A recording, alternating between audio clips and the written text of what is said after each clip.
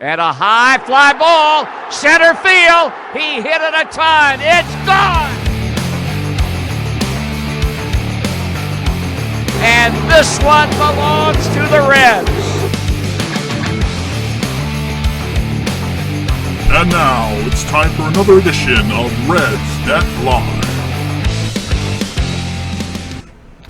Hello, Reds fans, and welcome to the second only edition of Reds Net Live, our second show ever in our 2020 truncated season preview.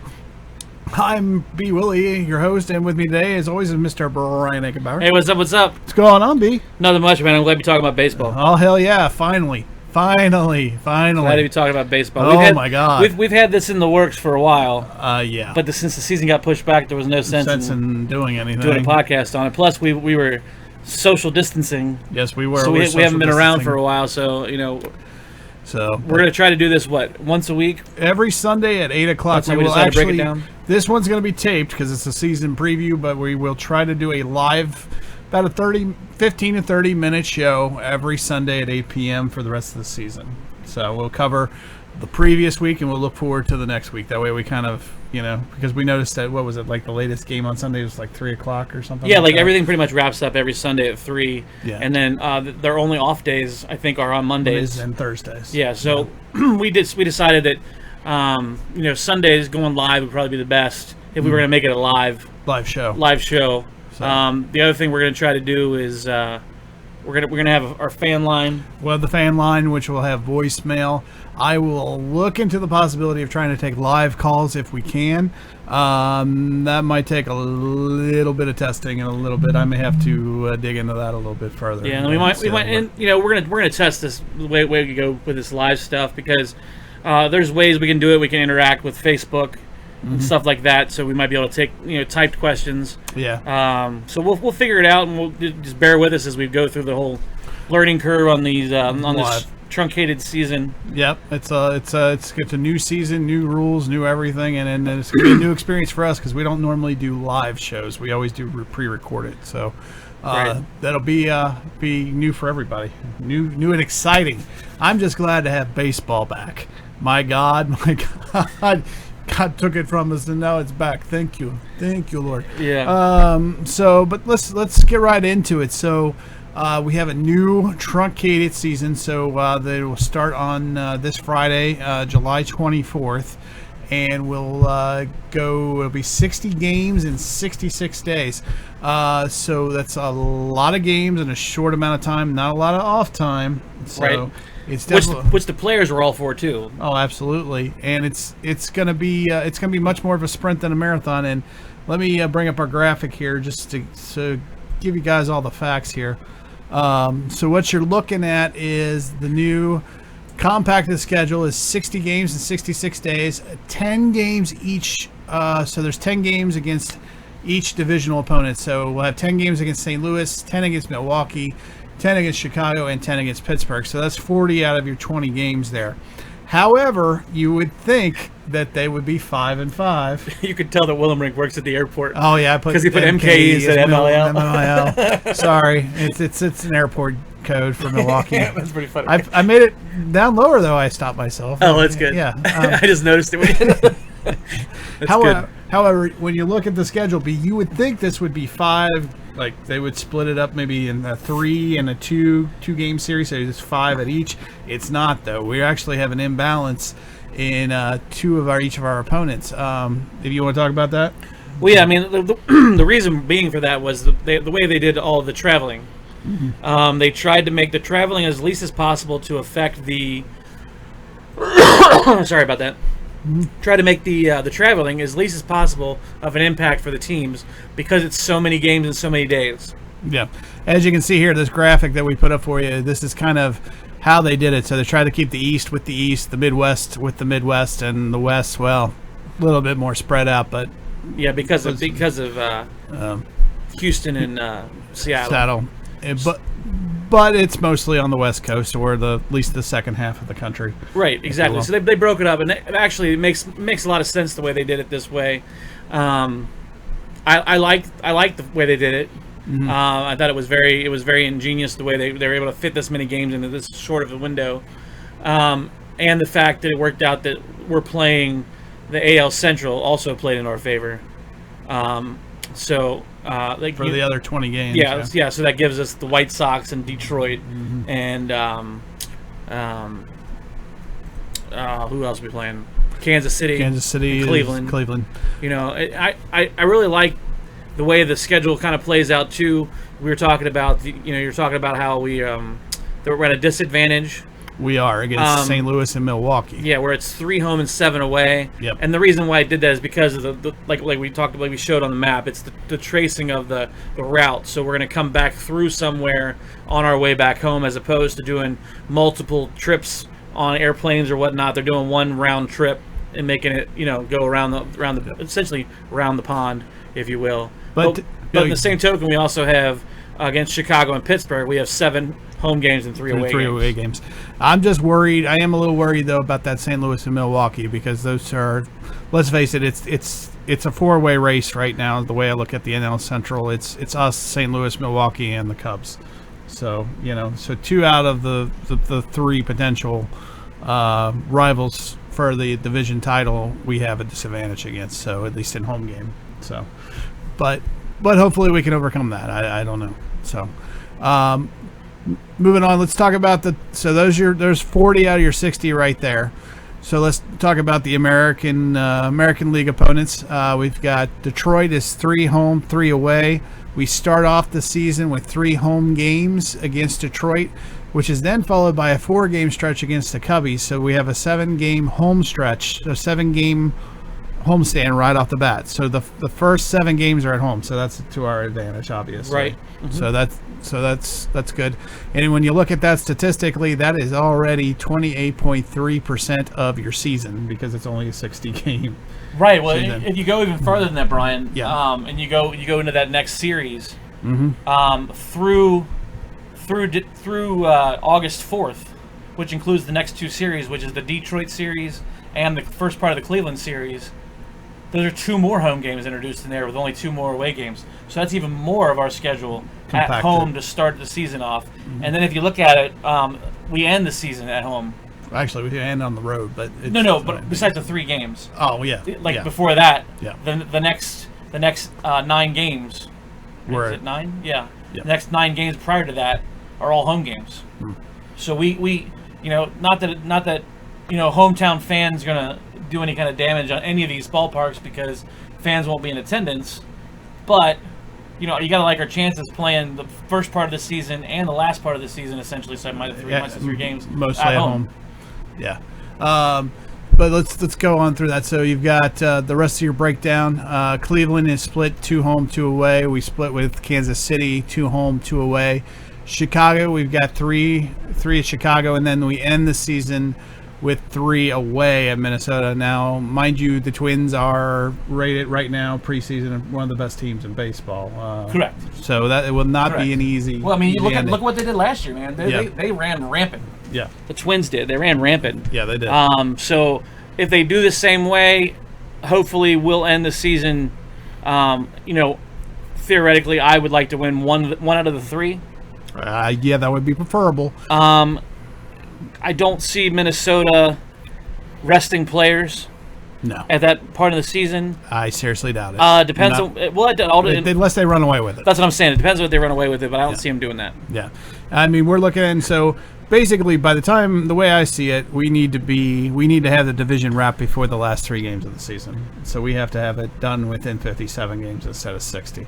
Right, which is good though, because all of our games in September, right? August, September, September. All of our games are against divisional opponents, aside from our 3-game home game series against the White Sox and the 3 away games against Minnesota. So our fortune, our destiny is in our hands. It is. You're right, to a certain degree. Like if we can win series, we can win the whole thing.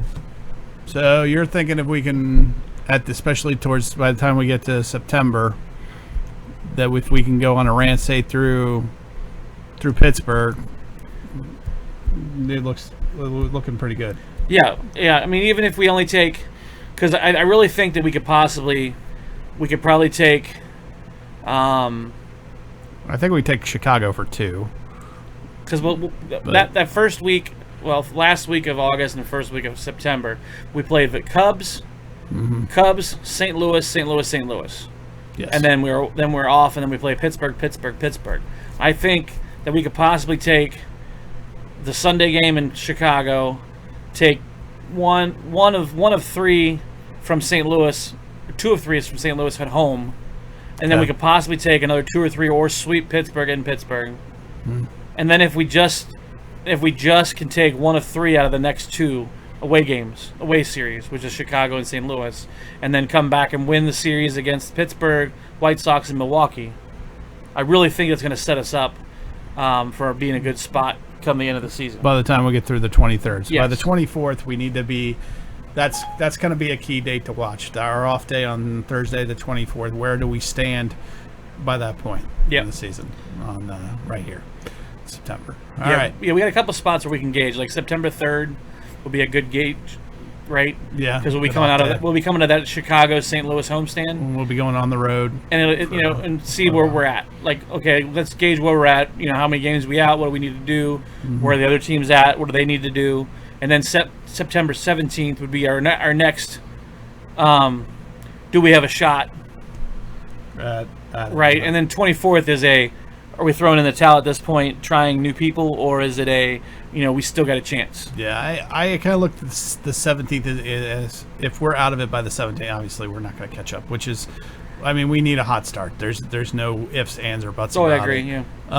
But also when we look at the off days, there are only 6 because it's 60 games and 66 days. I believe they're going to, we'll get into this in rule changes, but if a game gets rained out, I believe it'll be played on the next available day as a double header, and that but they'll pick up wherever they left off. It won't be a new game.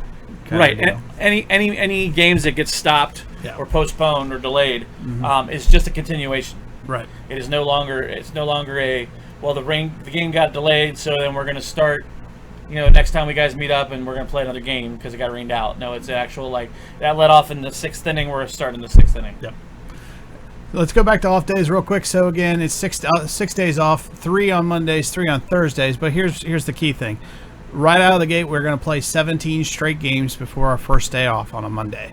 So the game, 10th. So the games so how many games do we have between our off days are as follows: we go 17 without a day off, then we go 6, nice. Then we had a 19, which is the longest stretch of the season. Then we had a 9, a 6, and a 3 to end. So it's nice and easy on the end of us.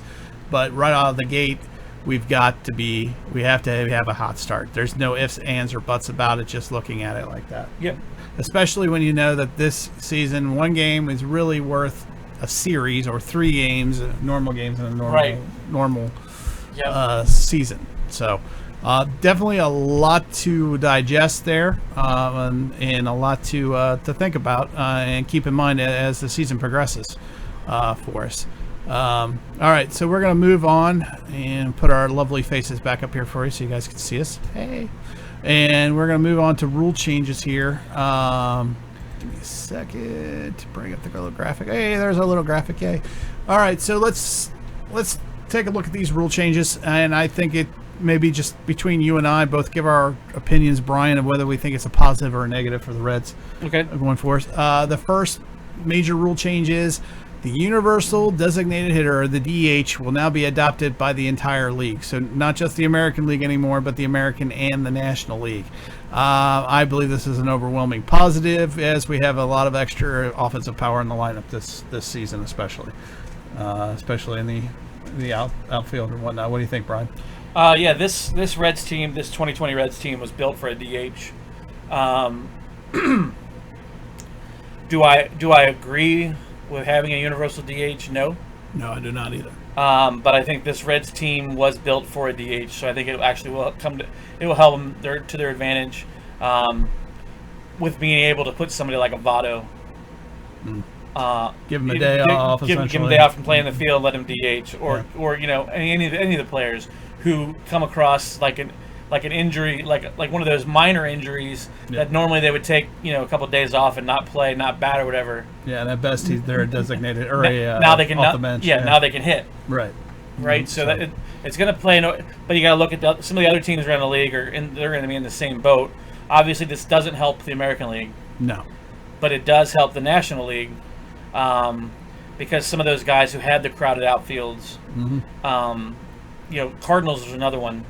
They had 5 or 6 guys trying to vie for their outfield spots, so they're going to be able to carry, like the Reds, will be able to carry an extra outfield spot. But the difference is that their guys who were trying to buy spots were basically rookies, like new guys who don't really have the numbers backing them for being a DH, but they can keep them in the lineup to get them their at-bats this season. Sure, and it also helps if you've got a player who's hot at the moment, but maybe isn't the best defensive player.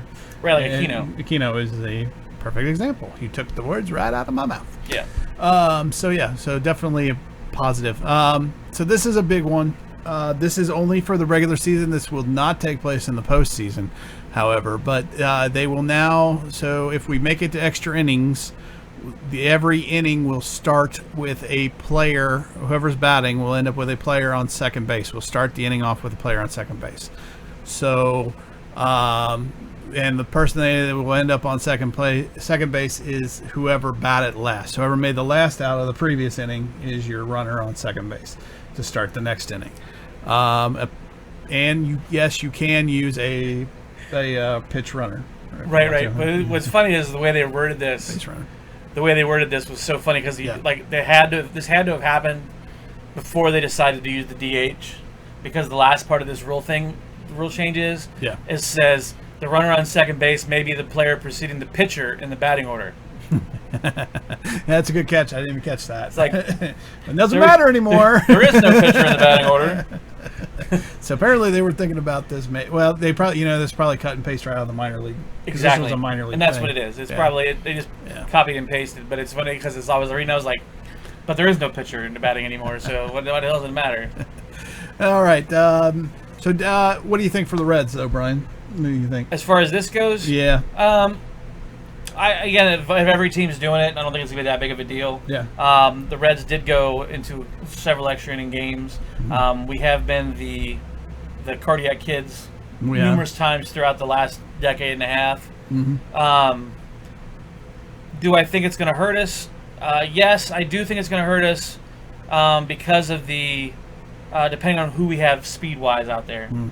Like if we have somebody like Avado on second, that's going to do us no good. Yeah, because he's not the fastest guy. Yeah. Now, if we would have had somebody like Billy Hamilton or a Drew Stubbs, mm-hmm. or people that are fast, obviously it's going to make us. Does Shogo got any speed? I haven't heard much about him yet. I don't think he has much speed. I mean, I think he's a overall good player, but I don't think he has like an exceptional speed. Yeah. I think I think it could potentially hurt us. I don't know if the bullpen is super strong to handle this compared to other teams, maybe, because I think you're gonna find that. I think but we do have a 30-man roster now instead of 25. Right, so that will help. Doesn't that window down to a 26 though by the middle of the season? By 4 or 5 weeks of the season, yeah. Yeah. I don't know if we've got a strong enough bullpen maybe to handle the situation. We've also taken a few hits in the defense department when we upgraded the offense. So we'll have to see what Bell can do as far as my hope trying is, to get around my hope is that like the offensive upgrades will prevent us even from getting into the extra innings. Okay. Like just that's a fair point. That's what I'm hoping for. Okay. Okay, position players pitching. There'll be no restrictions on position players pitching in 2020. Okay.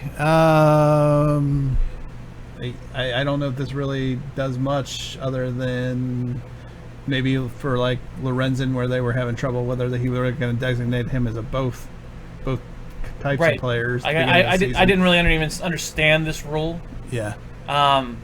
It didn't make sense. It didn't make sense because I thought anybody could pitch at any time to begin with. Well, they were. You know what I mean? Like I had already thought that way ahead of time. So now it's. And you were right, but they were trying to make make the teams designate before the season if the player was a pitcher or if a player was a fielder. Yeah, and whether that, and you had to have permission from the MLB if you were a two-way player, is what it came down to. Right, which again made no sense to me. No sense, but all this does is put the pressure off of Michael Lorenzen and trying to get him to be a two-way player. Yeah, so positive for the Reds. Yeah. So suspended games. Here we go. We talked about this a little bit already. If weather forecasts a game to be cut short before it's official, it will be continued on a later date rather than started from scratch. So you may have like a half a game left to play, and they may play a double header with a half a game to play. Which it's funny because I remember that they've done this in the past, like where they come in like before a night game, and they'll come in early and they'll play 3 innings of the day prior and then start the new game. I want to say that was the postseason. I don't remember. I don't know. But regardless, it makes sense. Yeah. Why would you replay something that's already happened? I think I don't understand why we're not doing this already to a certain extent. Other than maybe it might mess up with your pitching rotation if you have to use the same. Maybe, I don't know. They don't say whether you have to use the same pitcher or.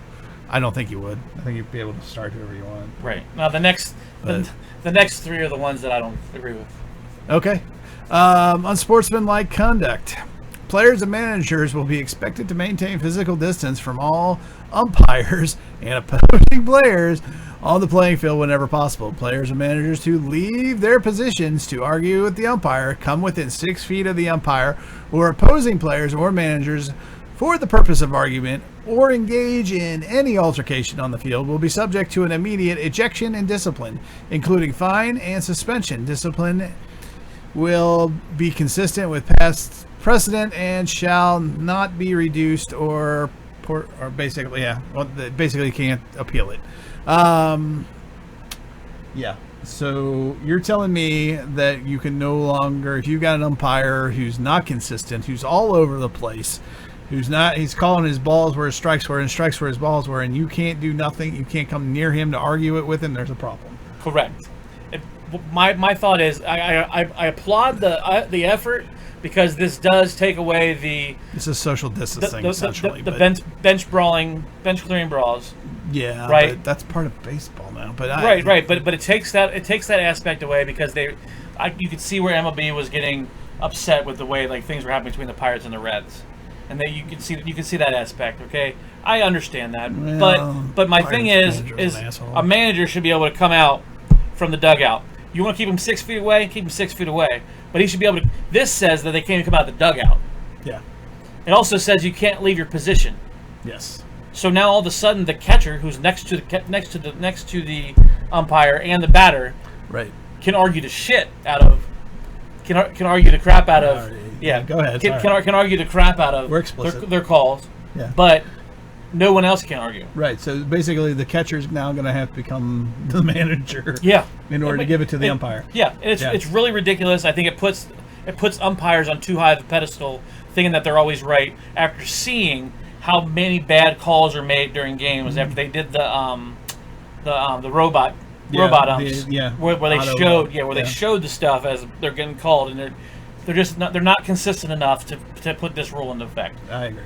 I think this is negative for all of baseball. I don't think this is just negative for the Reds. I think this is just a bad idea. Yeah, but I do agree with the whole social 6 feet for safety, for health safety. I understand that. You should be able to yell. I should be able to, as a manager, if you don't want to do it for every player, that's fine. Right, but as a manager, my whole job is to battle for my ball team. Mm-hmm. I should be able to come out of my dugout. Yep, and make my case. Even if he has to wear a mask, that's fine. But he should be able to make his case. Yeah, I should be able to make my case. Either that or give him a bullhorn so he can get his attention. And that's what I think is going to happen, is you're going to have guys stand at the top of the dugout with a blowhorn and yell. Yell at the umpire. Yeah, because he can't get fined for it. Right? I mean, that's what they're saying. For now, anyway, until they make bullhorns illegal. But yeah, but that's where I think it's... Like I want to try. His voice here carries the furthest. Yeah, like I want to try to, as a manager, I want to take care of my players and and help my players the best I can. Well, you just took that away from me by me not being able to come out of the dugout. Yeah, copy that. All right, let's move on to the next one. Wet rag. Pitchers will be permitted to carry a small wet rag in their back pocket to be used for moisture in lieu of licking their fingers. Pitchers will not be able to access the rag while on the rubber, and they must clearly wipe the fingers of their pitching hand dry before touching the ball or the rubber. Water is the only substance that will be allowed on the rag. All right, first of all, isn't the whole idea to lick your fingers to get a better grip on the ball? So what good does it do to wet your fingers and then touch the ball? Or then wet your fingers, dry your fingers, and then touch the ball? Exactly. And none. And we already know that it's illegal for you to have substances on your body anyway. Right. And we still watched Archer from Pittsburgh do it, and he had it clearly right by his belt. He had the pine tar. You got the guys with them on their hat, and now you're giving them an actual piece of rag to put shit on. And all you have to do is polish, baby, polish. It's all job. All you have to do is have two separate bags in your pocket. One has some kind of sticky stuff. The other one has water. Yep. And they say, "Let me see what you have." And you pull it out, and you're like, "Oh, here it's water." Yep. And they say, "Oh, it's water," but there's still a bag in there with something sticky on it. Yeah. I don't know. It's putting too much back towards them trying to sneak. Yeah. That's like telling your 5-year-old, you can go to bed with your TV in your room, as long as you only leave the remote on the bedside table, and you don't turn it on. Don't turn it on, but I'll leave the remote right here next to you. Well, not only you got the cheating aspect of it, but again, what good does it do if you can wet your fingers, then you have to dry your fingers before you touch them? It does no good. I see no good of that. Plus, I think this interrupts. I don't know how many. I've never really paid attention. I don't know how many Reds pitchers actually lick their fingers before they touch the ball anyway. So I can't really tell you the impact on the Reds for this one. But it seems to me, though, it could interrupt pitchers' rhythms. Yeah. Because that's what they're used to doing, and this is also it's another COVID thing. Yeah. Where they're trying to that way your hand that you're touching is not, touching the ball that somebody else just threw, and you're not putting that in your mouth, so it's that possible interaction is not there. Right. But just like, yeah, it doesn't make much sense. I understand why they're doing it. I understand why it's in place. I just think it's going to. I think it's going to cause more problems than it will good. To your point. Well, this is what when they relaxed the COVID stuff, and they said that sports teams could practice again. Yeah. But you couldn't get next to each other, but you could toss a ball and you could kick a ball. My thought process was, essentially, you're just kicking and throwing the COVID between you two. Yeah. So your social distancing is null and void anyway, because you're tossing it back and forth. So what the heck does it matter? But we won't go. Let's not go there. Yeah, we won't go into whether or not we think that's right or not. Let's go back into the pitchers, though. The last rule change that I think is bullshit is the 3-batter minimum. Yeah, I didn't agree with it last season. The 3-batter minimum, a rule change that was instituted this past offseason, will remain in place, requiring pitchers to face at least 3 batters or pitch to the end of the half inning, with exceptions for injury or illness. I don't agree with this. I think that takes away the strategy of the game. I think that's if a manager wants to burn a pitcher for 2 pitches, then let him do that. But that pitcher is burned and you can't use him the rest of the game. So what does it matter? I see no reason why we have to rule. This is a dumb rule. Well, so the way through. Yeah. So this rule had nothing to do with COVID, right? Because it happened beforehand. But this was to try to speed up the game, because the last several innings, where it's a battle back before the managers, where I'm going to bring out one pitcher for this, and I'm going to pinch hit this person. Okay, then I'll bring out this pitcher. Okay, well I'll do this. Then you're burning through guys. Exactly, and that's part of the whole game is the strategery of it. Yeah. So it doesn't make any sense to make it to where they have to pitch. All it does was help the batters. Yes. Because if I bring a left-handed pitcher in, right? Yeah, lefty specialist. Yeah. Lefty specialist to face a guy. Yep. Right. Yep. Guess what I'm doing on my next 3 guys? I'm pitch hitting 3 righties. You're screwed. You have to pitch to those 3 guys. You have to. or next two, yeah. But yeah, you have to pitch to them. Yeah. Like, that makes no sense. You're completely screwing. You're taking a strategy of the game and you're flipping it on its head. And yeah, you're right. It's the offense's advantage. Yeah. I don't understand it. And what is the intention of the game? Is the game not? Are you not out to try to win the game? Yeah. I don't give a shit about the speed of the game. Well, they do. They do because they're looking at because they look at the millennials and the snowflakes who say, why don't you like baseball? And they say the game takes too long. You need to speed it up. I know a lot of millennials. I've talked to a lot of millennials, and I've never really heard them complain about the speed of the game. But I understand where you're coming from. That's who they're talking. They're talking to the people who aren't even fans of baseball to begin with. Yeah. And they're like, well, I would like the game to go faster so I can go do something else because everything is a reward me right now, and I can go like. I'm sorry, but there's no app for this. I mean, yeah. Exactly. Anyway, all right. Don't get me started. All right. Okay, and that's it for official rule changes, but there are other changes to talk about. Obviously, there'll be no fans in the stands, for now anyway, unless something changes drastically in the next few months. I don't see that changing. Now, one thing so a couple things to go with that. Like you want to talk about the first thing first? I'll talk about it after you. Oh, go ahead. You run with it. I'm versatile. Go ahead. Okay, so the couple of things ways that I thought would be good for baseball. Yeah. Would be one, you do several of the teams are doing the cutouts, the cardboard cutouts. Yes. Okay, just so it looks like there's fans in the stands. Mm-hmm. You pay X amount of money, you can put your life-size cutout into a seat. Yep. The A's, when you do it, and your cardboard cutout gets hit by a pitch, like hit by a foul ball. Yep. They mail you the ball, which is awesome. That's cool. That's so I even if I spend $20 to get a life, I might get 12 baseballs to get a cutout. Yeah. They sit me in the stands, and even if they go and they move me every game. Yep. Part of my job, part of my thing would be like, ooh, where am I at today? Like, oh, there I am. You know what I mean? Like, that would be kind of cool. So the Brewers actually they're not doing the baseball thing. They're just doing, you can buy and put yourself in the stadium to support your team. Yeah. Now, what I think would be cool is if they did a drawing or a raffle. Yeah, give away so many that are way, way apart. Exactly. Yeah. And you say, okay, well, you're in this section, you're in this section. Mm-hmm. We're only allowing 500 people in the day, or we're only allowing 1,000 people in the whole stadium. Here's where you're at. Yep. And you watch them come in. You sit in your different sections. You're social distancing. Yep. The stadium concession people can walk between them all. Essentially, you've won the chance for a Diamond Club. You're king of the day. Exactly. You're Diamond Club people. You know what I mean? Mm-hmm. Like, you can move around. I think that would be better for baseball. That would be great for fans. And you spend $10 a chance. Yeah. And your name gets put into a drawing. If you get picked, this is the game you get to go to. Mm-hmm. That $10 can go to charities. Yes, can go to the Reds Community Fund. Yeah. I think it's a good idea, Brian. I don't understand why you can't let some fans in. But instead they did the outfield. They blanked them off with advertisements, which I don't blame them because they're not getting the revenue. Yeah, exactly. I can't argue with that right now. No, I can't either.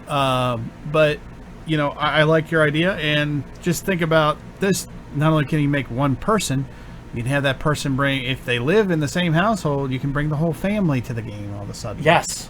That was my next thing. That was the best part of what I was thinking. Yeah. It's like, it's not just you. Right. It's you and your immediate household. Right. Anybody living with you, because you're already exposing to each other, so what's the difference? Right. If you have to wear a mask during the game, okay, I'll wear a mask during the game. Yeah, and even if you say, okay, well, you can come to the game, mm-hmm.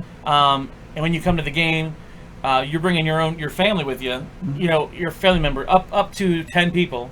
Yep. Okay? Yep. And then you say, but you have to sit two all seats together, apart. or all together even. Well, keep them all together. But if you do sections, you can sit them apart, and you can say that way they're social distancing, even between, even when they're there, well, they're social distancing. Well, yeah. But I think you can sit all together. If you say you're groups, you have to take people at their word. They say they're in the same household, in the same household. But I get 10 tickets to take whoever I want to be. We're sitting in this section right here, right. And that's it. And then after the end of the game, mm-hmm. you let them go section by section. Mm-hmm.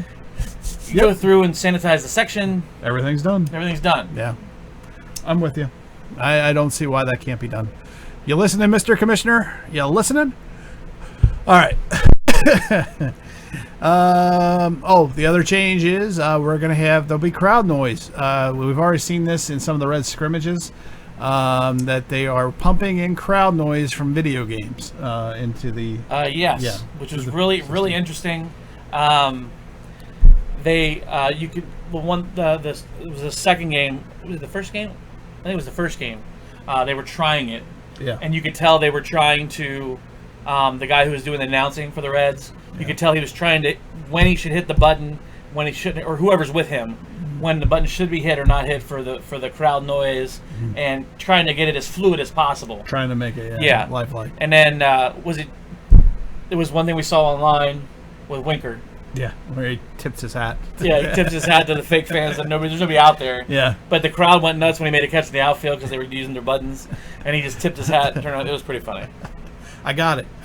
It just came to me. Virtual.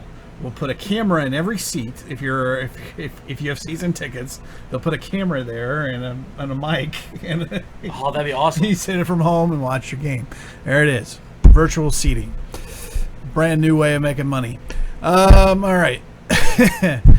All right. Let's move on. So that's it for the changes. But there are some players who are currently opting out for COVID-19. Brian, you want to run through them real quick? Yeah, so I mean, like some of these guys are pretty prominent guys. Yeah. They've decided that this 60-game season, for one reason or another, is not worth it to them with their putting their health at risk or their family's health at risk. Now, whether or not you feel that way or we feel that way, that's your decision. It's their decision, right? And I don't know. I have not read on whether or not this affects their free agency.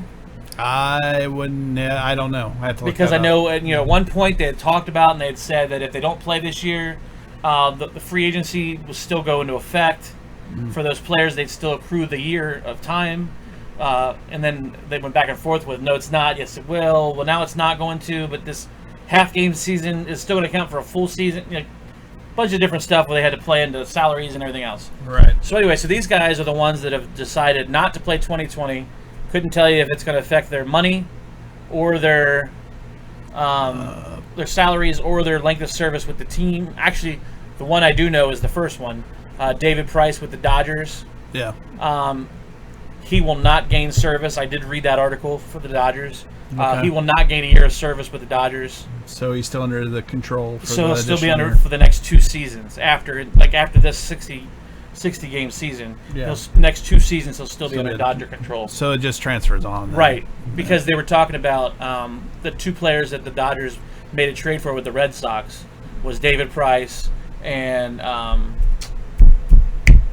I don't remember the trade, to be honest with you. Is it Mookie Betts? No. Yeah, it wasn't Mookie. It was another big name guy, outfielder. Well, anyway, so they made the trade for him. Yeah. Maybe it was Mookie. And they're not going to be able to play. I think it is. Yeah. And they're not going to be able to play together for the Dodgers because Price is sitting out a season and there was only 1 season left on Mookie's deal. Yeah. So anyway, we'll go with David Price with the Dodgers, Buster Posey with the Giants, Hicks for the Cardinals, Ryan Zimmerman for the Nats, Ian Desmond of the Rockies, former Red Mike Leake for the Diamondbacks, Nick Markakis for the Braves, Joe Ross for the Nats, King Felix, former Seattle, when we went to pitch for the Braves. He's not going to pitch for the Braves now. Nuesi, I'm sure I pronounced that one for the Pirates. Castillo, former Red, went to the Nats. He's not playing. Tyson Ross is not playing. Charlie Blackmon for the Rockies. Big name. Eddie Rodriguez for the Red Sox. Will Smith for the Braves. Kung Fu Panda. Yeah, Kung Fu Panda Sandoval. He's not. No, that's not Sandoval. That's the same one. Oh, it's Patrick Sandoval. Yeah, it's Patrick Sandoval. I stand corrected. Sorry. Yeah, no, that's. I just saw the last name. Sandoval. Yeah. Yep. Brad Keller for the Royals. Delano DeShields Jr. for the Indians. Touki Toussaint for the Braves. I don't know about that. I don't recognize that name. That one. Dan Norris for the Tigers. That's the. I don't know if you remember that story. He's the one who traveled around living in his van.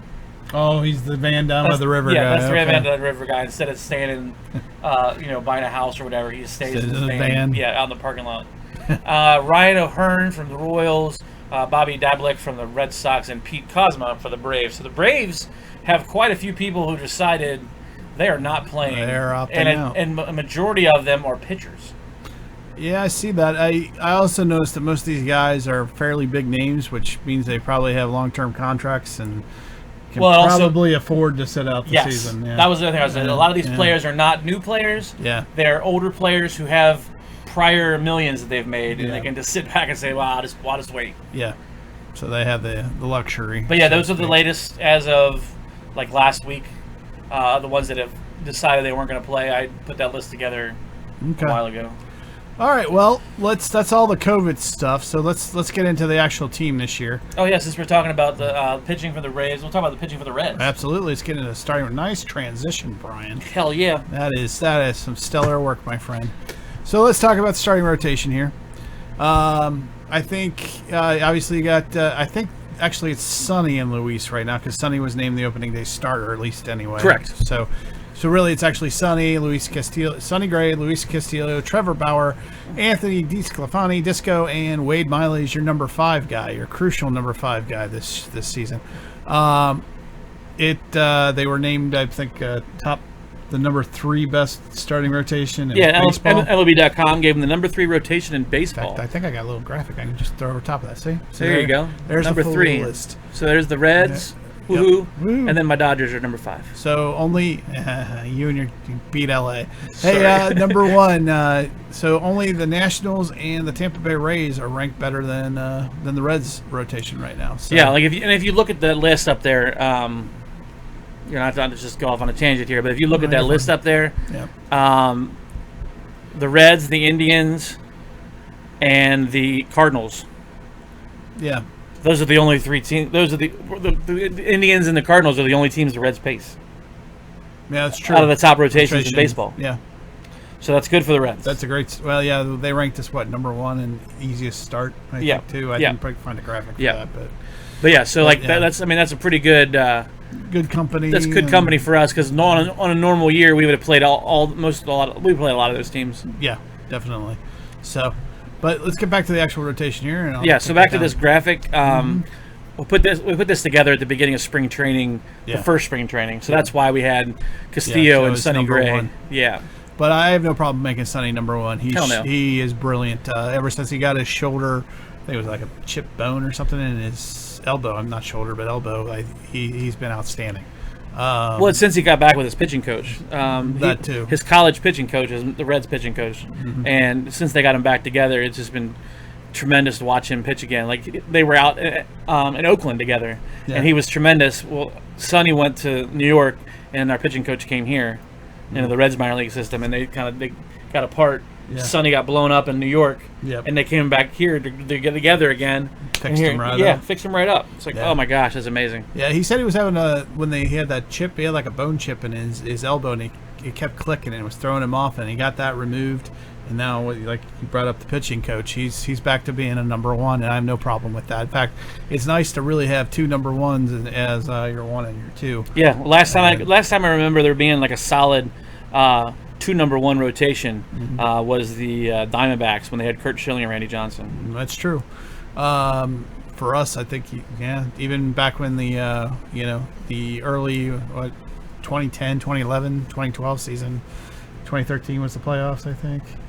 2012. Yeah. Right? Yeah, that's when we won the division. So even then, I don't think our pitching rotation was this good. No, it wasn't. Even Trevor Bauer could be a number 1 if you really wanted to. Because we had Cueto and Homer. Yeah. So even the back end, Trevor Bauer is a worry for me, and we'll get to that later. But still, he's your number 3. That's a hell of a number 3. Disco got better towards the end of last season, I thought.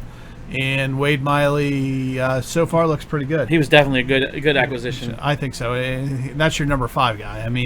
And if anything, we'll have to see how it plays out. But I think that number 5 position could be really, really crucial this year, especially with a short season. And the guys are going to need rest, and because we don't have a lot of off days, especially that 17-game stretch is going to be killer at the beginning of the season, I think, because a lot of these guys I don't think are going to be fully stretched out yet. What do you think? with the second spring training, and I don't know. Some of them stayed warmed up, but I do think like you're right. Like this second spring training didn't really get them fully worked up. Yeah. And you could tell that Bell has the reason why he picked Gray to go first and Castillo to go second. He looked at the schedule to figure out how many starts he can get at each one. Yeah. And when that start would happen, because the way the off days fall, because you look at your first. We played 7? You said 17 games in a row. 17 to start, yeah. So that's three times through your lineup plus the first 2. Right. Well, there you go. Yeah. I didn't think about it like that. Right. Yeah. So that's three times through your rotation plus your first 2. Mm-hmm. Then you have an off day. Yep. And then you start back up again. So your next time back through your rotation again, because Gray will be in your first series. Your second series starts off with Castillo. Good point. Didn't really think about it with 117. Yeah, so I think it's how many times they can get through the rotation in each set is how he placed it out. That's how it's going to work. Copy that. There you go. Good inside analysis, B. All right. Let's move on to the bullpen. So right now, obviously, I should have listed this as a concern because I thought it was a concern last year. Let's talk about real quick about Iglesias as the closer. What do you think, B? Do you think he remains the closer? Do you think he gets kicked out of that role, becomes more of a setup guy as the season progresses? Because there's not much room for error. Okay, in all honesty, I don't think, with the way the season is, that they're gonna say so and so is the guaranteed closer. Closer by committee. It's gonna be closer by committee. I think that's gonna be the best way for any team to go, regardless, because especially with the three-player minimum. Three-player minimum. Yeah. You're going to want to put whoever out there that you think can handle the next 3 guys. Yeah. Some of the people who we have listed on our notes as being possibilities for the bullpen have already been sent down. It's a little outdated, but when I put the notes together, but we do know Nate Jones did make it, as he was one of the possibilities. Yeah, Nate Jones. Yeah. Northern Kentucky University. Yeah. How about that? I mean, that's amazing. And then the other guy who was he was an invitee to spring training, but no guaranteed roster spot. They signed him today and got rid of Shebler. Yeah, poor Sheb. Yeah. Sheb. He'll get picked up pretty quick, though, I'm pretty sure. So. I don't know. With the DH and the NL, I think it'll probably happen. Possibly. Well, anyway, some of the guys you got up there, so strong. Like Stevenson, Sims, Malley, Lorenzen, Garrett, Strope was good last year. Iglesias. Mm-hmm. Well, Iglesias. I still think even if Iglesias is not your closer, he's still a setup man, or he's a good reliever. Very good reliever. Yeah. You got Jones.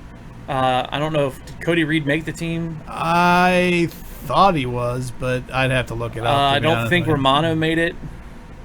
Sal's out of options though, isn't he? And I don't know if Carpenter might have made it. And I know Antone did, or Anton, or however you want to pronounce it. I'm pretty sure he was on the roster. I think Sal was out of options. I thought.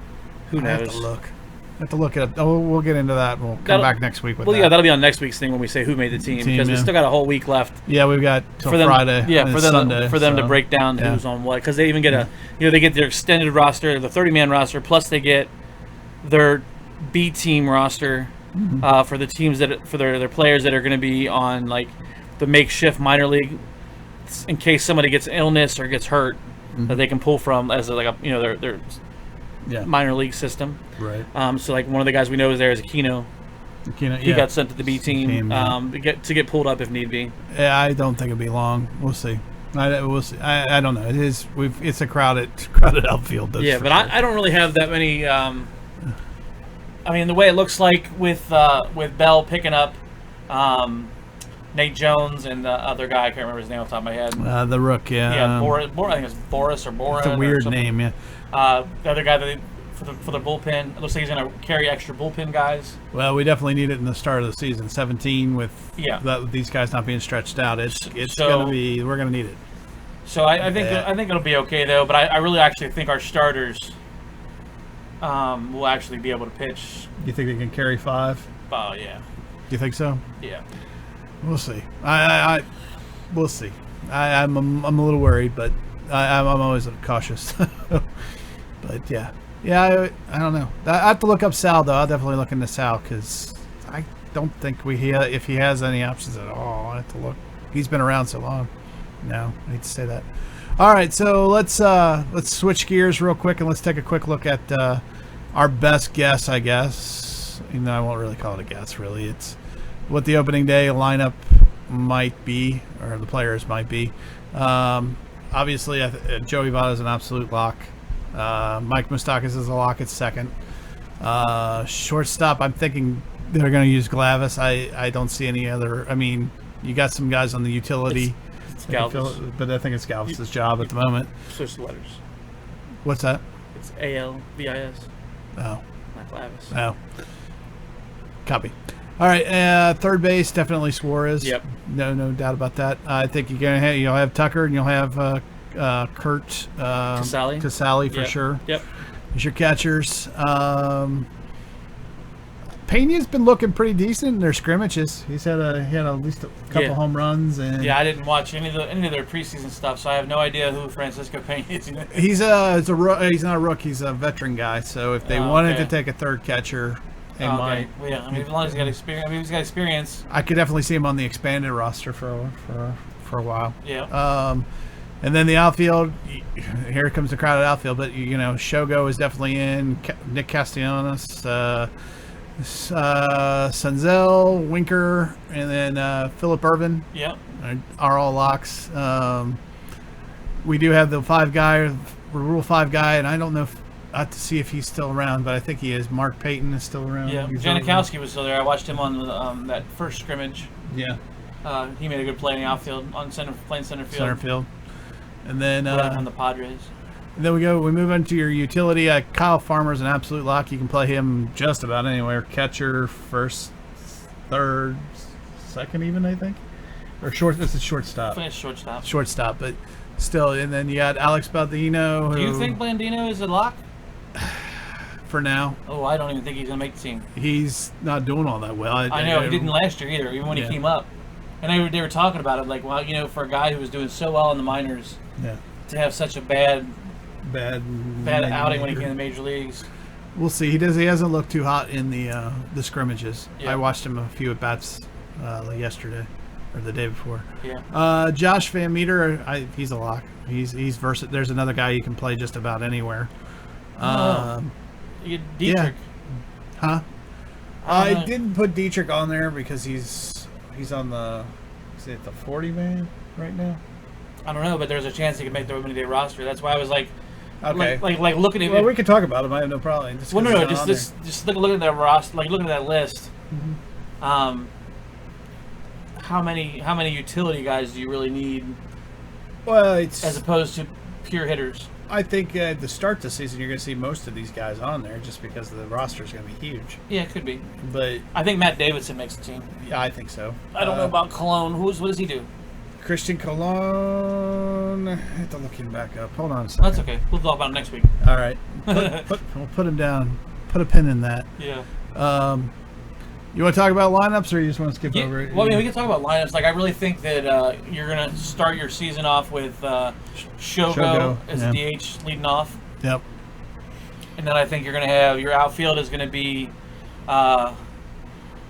Winker, Senzel, and Castellanos, or it's going to be Castellanos, Senzel, and Irvin. Irvin, yeah. Because I think Winker and Irvin might split time. He's still weak against. Winker's still weak against. It's either left hand and right hand. I can't remember. One of them he's really weak against. Winker. Yeah. I don't know. That's why he doesn't play all the time. I don't know, but I think Castellanos and Senzel are your two main outfielders are going to be every day. Yeah. And then Winker and Irvin will be your platoon and right until they figure out Akiyama's skill set.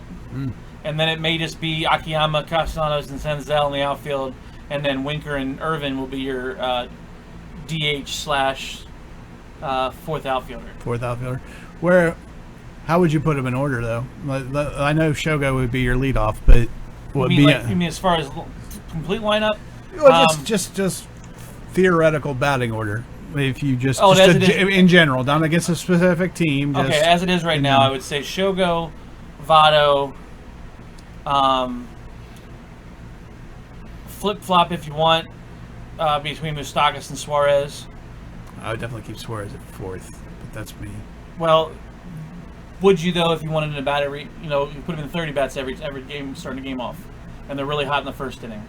That's my thought. But like I said, 3 or 4. Yeah. Between the two.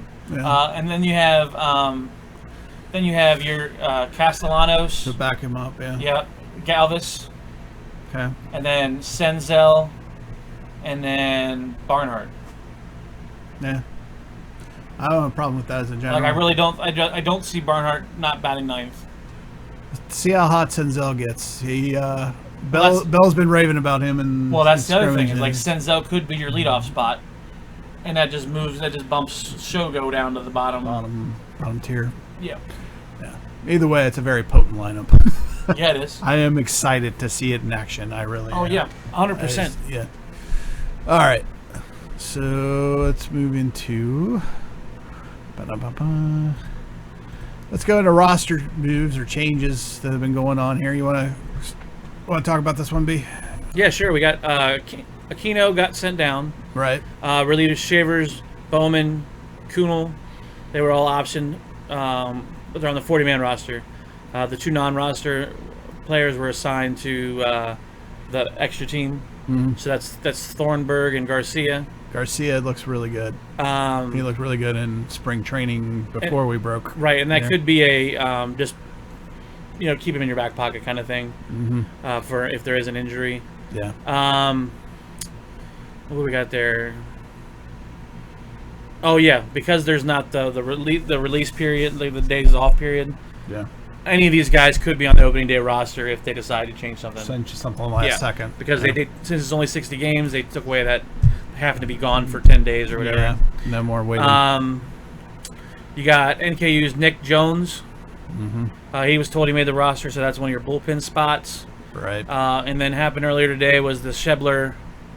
We'll scroll down a little bit. Yeah, Sheb got released. Sheb got released. Yeah. And they purchased the contract of Brooks Rally. That was the kid. Brooks Rally. He when I googled him, he had no stat. I mean, he had very minimal stats. It didn't say which team he pitched for, but his picture had him with an Angels hat on. So I guess he played for the Angels or an Angels minor league system. I'll have to look into the kid. But he's another reliever. Okay, well, we could definitely use the bat on the back end. So that's another reliever spot. With the expanded rosters at the beginning. Yeah, so that's another roster spot that's going to be. Now, Shebler, I don't know if he'll get picked up.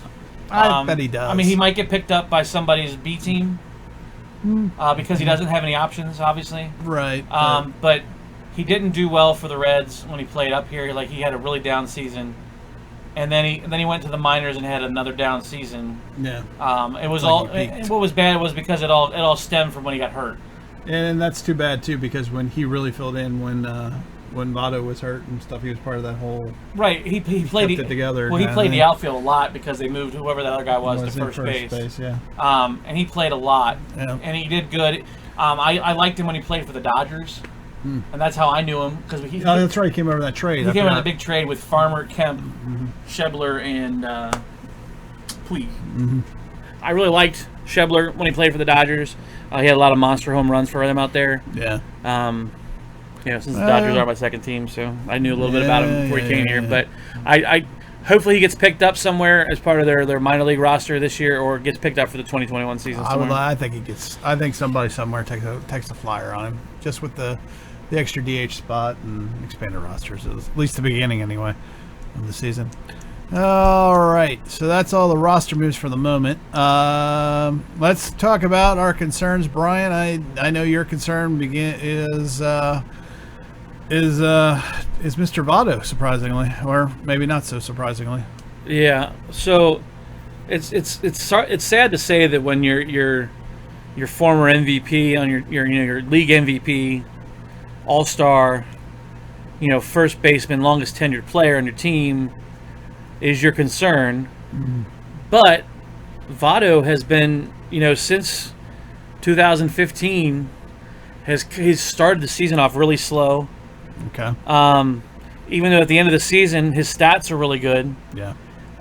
He starts off really slow. Okay. Now is it because he takes that long to acclimate to the pitching, or is it something weather related? Like, like when I played baseball, I always played better when it was middle of summer, and then when it started getting colder, I didn't swing as well, or I didn't run as fast. Stings in your hand. Yeah. So is it something like that? Or is it something where it takes him a while to get reacclimated to the pitching? Votto is a methodical hitter, so it could be the latter, unfortunately, because he's such a deep thinker, and the way he approaches his game and whatnot, he fine tunes it. Yeah, you're right. He usually fine tunes it through April. Yeah. So he had April and May are his worst months. March. April and May are his worst. And then June, statistical. The fire. Yeah, he starts to pick it up. And he starts picking it up. Yeah. We'll scroll down a little bit farther. Sure. So if you Google, like you can do this at home, any guys at home, Google Votto slow starts, and you'll come across numerous articles talking all the way back through 2015, saying things like, this is a 2017 article from the blog Red Machine, said the title of the article was Cincinnati Reds Joey Votto starts off slow for the second year in a row. 2019. There was a couple articles by Cincinnati.com and CBS Sports says Votto has in recent years specifically tended to get off slow starts prior to finding his swing and turning things around. But I do expect that to happen some form or fashion during the 2019 season. So we kind of saw that a little bit. He did pick up a little bit, but he changed his swing, his stance several times. His approach. He said he did not like that. He said that was a bad idea. Yes. Yeah. And then another quote was, let's take a look at his starts over the past few seasons. Regarded as a slow starter, Votto hit just .253 for the first 2 months of the 2019 season. This year, fans could see it as 50 games, according to ESPN, so Votto cannot afford the slow start out of the gate this year. After the first spring training this year, they said Votto came to camp early for the first time ever, and also he didn't touch a bat during the whole offseason. Because he wanted to try to eliminate any kind of repetitiveness he had from the year prior. From the bad stance. Yeah. So at that point, his stat line for the early spring was 21 plate appearances, which boggles my mind that these guys have, for all of spring training, only have 21 plate appearances. Especially when they're your big boppers. Right. So 21 plate appearances, 8 walks, 7 strikeouts, and 1 hit. 21 plate appearances and 1 hit. It's not surprising he leads the Cactus League in walks, but he insists that's not his goal during spring training. Okay. Now, during the second spring training, I watched some of their stuff. I watched their first intramural game. I told you I sent it to you a text message and said, hey, it's on. Right. The 2 at bats that I saw for him was a ground into a double play, and then a ground out to first. Yeah, you said it was to end the game. Yeah, to end the game. So my question is, are we worried? Is he going to have the the big year because we're already in July and the bats are hot and everything else, or is he going to have a slow start because he's got to work up the way to pitching?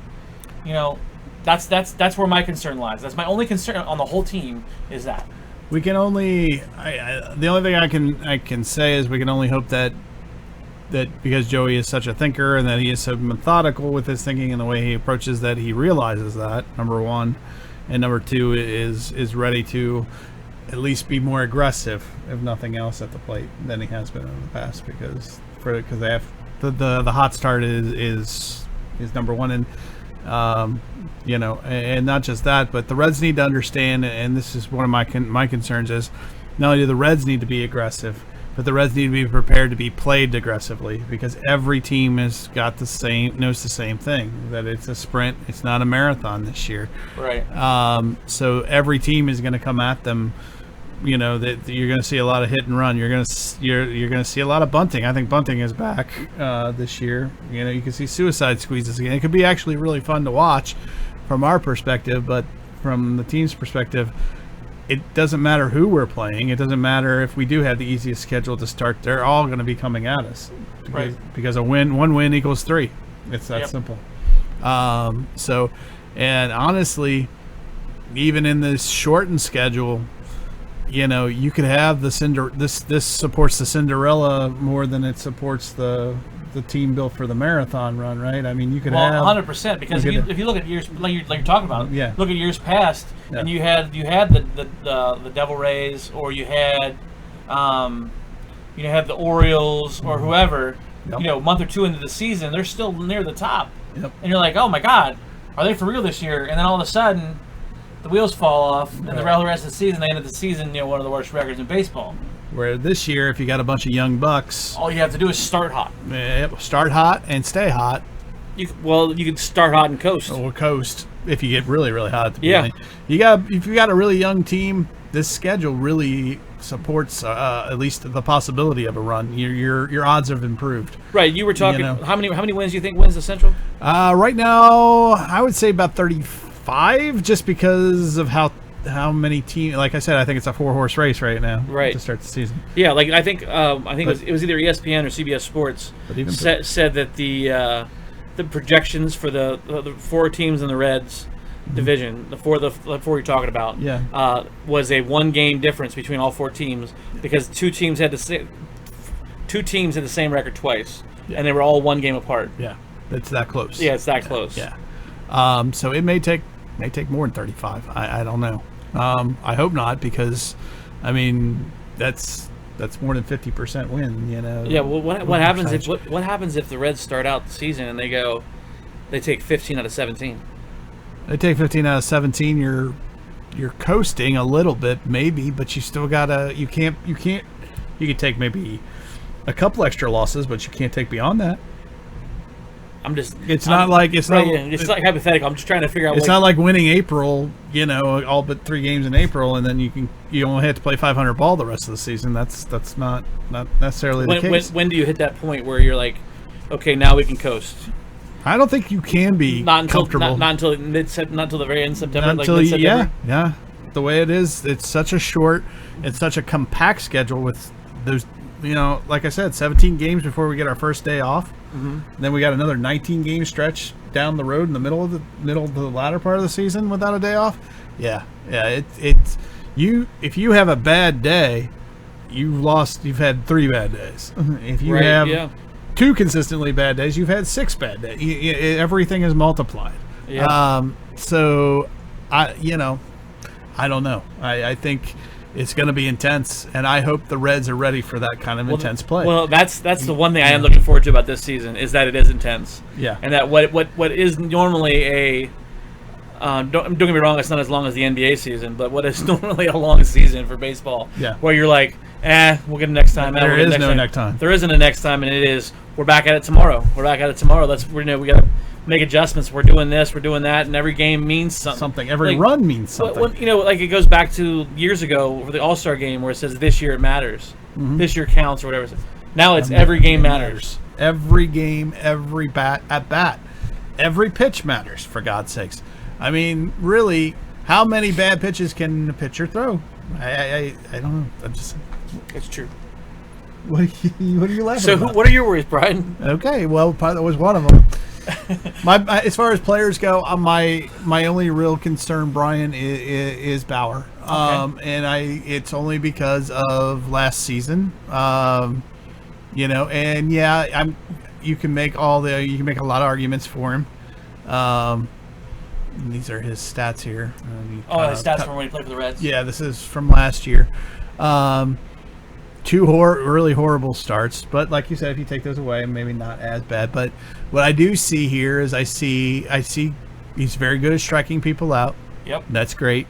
But what I also see is some hit by pitches, and I see the last game 2 hit by pitches, and I think that was the game he got pissed off. I could be wrong on that one, but he also likes to give up the long ball.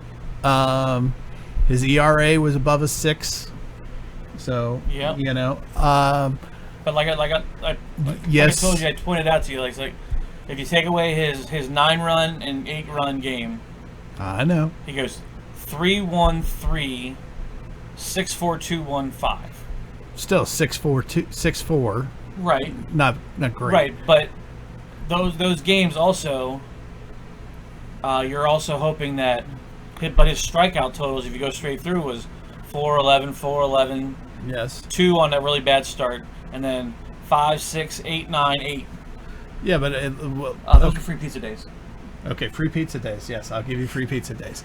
But how many of those did we lose? Okay, how many of the bad days did he have? Did we recover from? None. I think there was one game we recovered. We were able to pick up his slack. So he didn't get the run support either last year. Well, So the game he gave up 3, the Reds scored 2. The game he gave up 3, the Reds scored 2. The game, they were close. It's right there. It's like right on the verge. So if he could turn around, and that's why I said I completely see why you're concerned about him. Yeah. But if he can turn that corner, oh yeah, 100% think that. Don't get me wrong. And he also in the offseason he changed several of the ways he was doing things. With the Reds going to what's that system they changed to? Their pitching analytics. Yes. He's a big believer in it. He is a huge believer in analytics. I know he is. So I think that's going to help him tremendously. We'll see. Now, the Reds went out of their way, and I'm going to take his stats down because it's cutting off my face. But the Reds went out of their way to show in his last outing that he struck out 7. And, and not to worry, everything is fine. That the ship has been righted. And yes. Did he get traded? Yes, he did. Did he go from one league to another? Yes, he did. He's also said that this new format, this new one game is worth 3, and that it's more intense environment, that there is no go get him tomorrow, that he thrives in that kind of environment, and he said so. Yeah, I'll take that into consideration. I'll keep him at his word, but I'm going to ask that he keeps his word. Yeah, he said he wanted to pitch every 4 days, or he said if he could have his way, he'd pitch every 3 days. Yeah, my thing is the guy's got confidence. I just think he might be. If I'm being truthful, I think he might be a little bit of a head case, just slightly. I mean, what gave that away when he threw the ball over the outfield? Well, beyond that, even just in his mannerisms, the way he's very knowledgeable and he loves the statistics and he's got an ego that doesn't stop, and I like that for a starting pitcher. But and he does love baseball. And that's for sure. He does love baseball. So we'll see what happens. I think he's the key, though. He's your number 3. As the number 3, you can't ask for a better number 3. Don't get me wrong on that one either. But, he's going to have to be the Bauer of old if we're going to win. If we're going to consistently win and win, especially with the hot start. So we can't afford him not to be. True.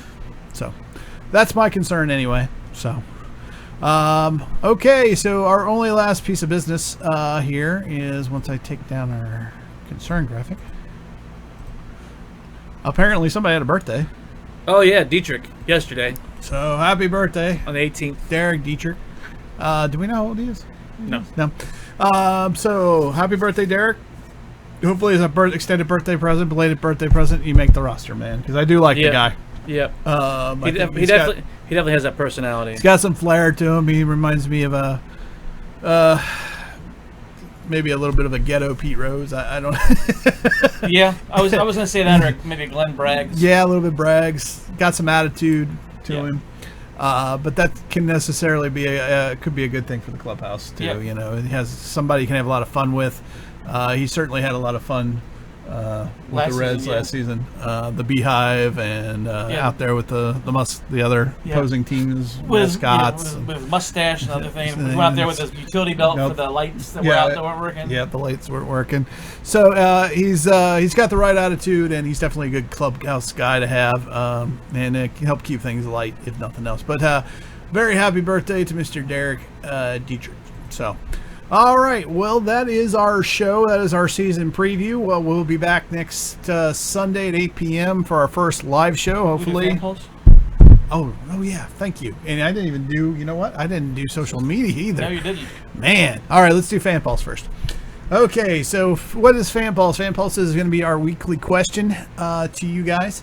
And we'd like you to respond to us via email and or the fan line number, which we'll give you here in a minute. But right now the question is, what will the Reds record be at the end of the season? So when everything is done, come September, give us your predictions on what you think the Reds' final record will be. So, and with that in mind, How can you get a hold of us at Ford Midwest Guys? Well, the first thing I'm going to bring up is that voicemail line. That's one way you can respond to us with the answer to the Fan Pulse question of the week, which is how many wins, or what will the record be for the Reds at the end of the season? Right. The other thing is with this number, you can also, if you have anything that you want us to talk about or topic suggestions. It's another good way. Call into that. You can send it to other stuff, obviously, to put on Facebook or wherever. But if you want to call in to that line, leave your name, where you're calling from, and then leave your question for us. Your answer. Yeah, we'll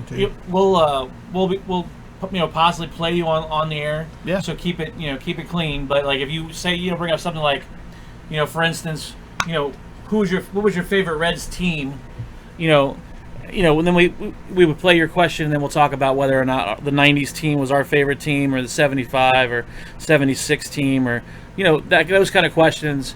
Who's our favorite Reds player of all time, that kind of stuff. Any kind of questions you guys have for us, call that line, and then maybe we'll get you on the following week. Including questions about the season, while the season's going on. Hey, I saw Votto did this, or it kind of looks like this. Looks like he might be slumping here, or this pitch, or Bauer's pitching. I noticed he changed his something with his delivery. What do you guys think? Stuff like that. All that can be the best place to go for that is the fan voicemail line, which is 1-859-363-5952. Again, 1-859-363-5952. Other ways you can get a hold of us is to go to our website, which is just simply the number 4midwestguys.com. You can reach out to us on Facebook. It's facebook.com/4midwestguys. Twitter @4midwestguys. Brian, where can they find you on Twitter and Stardust? You can do @AnkZone. You can find myself on Twitter and Stardust @BWillie1977. You can also, if you like the behind-the-scenes photos and graphics and stories and things of that nature, Instagram's the best place to go at the number 4_Midwest_guys. Or also email your questions and comments to us at the number 4midwestguys@gmail.com. And then again, the voicemail line. So one more time for the Fan Pulse question. What will the Reds record be at the end of the season? What will it be? Reach out to us again at 1-859-363-5952 with your answers. And again, if we like what we hear your answer, we'll compile them and put them on the air. Yeah. All right. And also to go along with that, we're on every platform as far as podcasting goes, as well as YouTube. So if you just want to hit, like and subscribe, hit the bell, on all the different ones. Leave us positive reviews on Apple Podcasts. Yeah, Apple Podcasts is now the thing now. Yeah. Yeah. So leave us some positive reviews over there.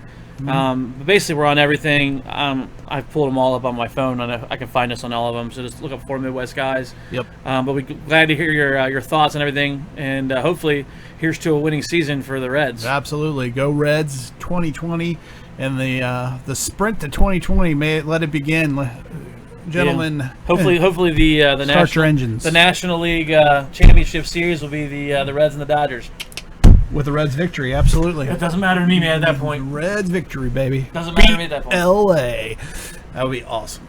Nothing would almost make me happier except beating St. Louis more. Yeah, that's why I want the Reds and the Dodgers. There you go. All right, I got the Reds all the way this year. I'm calling it now, baby. And we all do, Brian. I know. Series champions, baby. Woo! All right, this is B. Willie saying, Brian, thanks for joining us. Oh, no problem, man. I'll be back. And I'm your host, B. Willie, saying, take me out to the ball game, please. Yeah, where's our Cracker Jacks? I don't know. I have to go. You know what? We're gonna have. I'll buy some for the next right. live. We'll have Cracker Jacks, man. All right, see you guys later. Peace.